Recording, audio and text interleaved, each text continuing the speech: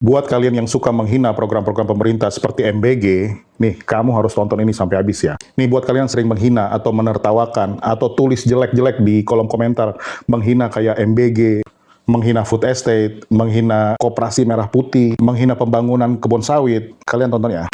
Kalau suatu hari nanti konflik di Timur Tengah itu benar-benar kejadian melebar, seperti kejadian Perang Dunia Pertama, misalnya nih, Perang Irak meluas dan memicu konflik global yang lebih besar, justru program-program yang hari ini kalian anggap itu aneh dan ketawakan dan hina, bisa jadi alasan kenapa Indonesia masih bisa bertahan.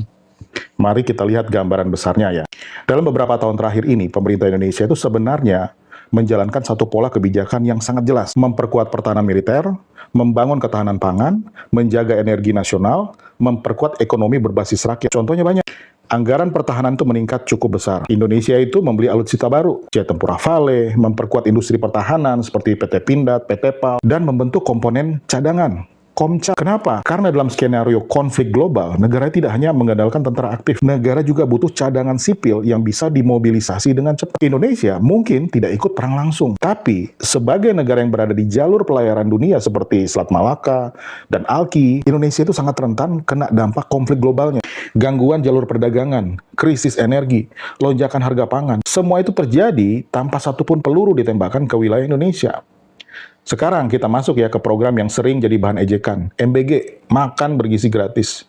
Banyak orang melihatnya hanya sebagai program makan siang untuk anak sekolah. Tapi dari sisi logistik nasional, jaringan dapur MBG itu sebenarnya menciptakan sesuatu yang jauh lebih besar. Bayangkan nih, ribuan dapur yang tersebar di seluruh Indonesia dengan rantai distribusi bahan pangan yang sudah terbentuk. Di dalam situasi krisis nasional, terjadi Perang Dunia Ketiga, jaringan seperti ini bisa jadi berubah fungsi menjadi sistem distribusi makanan darurat dalam skala sangat besar. Artinya, negara sudah punya infrastruktur logistik makanan yang siap digunakan kapan saja. Lalu, food estate yang sering diketawain orang. Program ini sering dikritik karena dianggap proyek gagal. Sebagai kritik memang valid lah, tapi secara strategis tujuannya jelas. Mengurangi ketergantungan Indonesia pada impor pangan. Karena dalam situasi perang global, negara pertama yang panik biasanya bukan yang kekurangan senjata, tapi yang kekurangan makan. Lu pikir Vietnam mau jual berasnya kalau terjadi Perang Dunia Ketiga? Mau jual ke Indonesia? Kagak lah, dia taruh buat dia sendiri. Nih, program biodiesel dari sawit seperti B35 atau bahkan B50 bertujuan mengurangi ketergantungan pada impor minyak. Makanya kalian yang sering menghina kebun sawit lagi. Hei, kalau terjadi perang, lu pikir kapal tanker Pertamina itu bisa bebas di laut? Lu pikir tuh nggak bakal dibajak gitu? Ratusan ribu barrel? Ya enggak lah. Dan yang pasti, negara yang punya minyak itu nggak bakal jual. Dia buat diri dia sendiri. Kalau bahan bakar nggak ada, susah kita mau kemana-mana. Tapi kalau ada minyak, biodiesel dari sawit, paling tidak Indonesia lebih aman. Karena Indonesia masih punya alternatif energi sendiri. Kemudian, ada koperasi merah putih dan jaringan ekonomi desa. Banyak orang anggap ini sekedar program ekonomi kerakyatan biasa. Padahal dalam skenario krisis global, Perang Dunia Ketiga, jaringan koperasi bisa jadi pengaman ekonomi lokal, memastikan distribusi barang tetap berjalan sampai tingkat desa. Bahkan keputusan yang terlihat kecil seperti kayak impor puluhan ribu pickup 4x4 dari India, sebenarnya itu berkaitan dengan logistik, guys. Kendaraan seperti itu sangat penting untuk distribusi barang ke daerah terpencil jika terjadi gangguan transportasi besar. Sekarang nih enak, tidak ada perang. Gubernur lo itu nambalin jalan tiap bulan. Tiap tahun jalannya ditambal, tapi kalau terjadi perang berkepanjangan, lu pikir gubernur mau nambal-nambal jalan?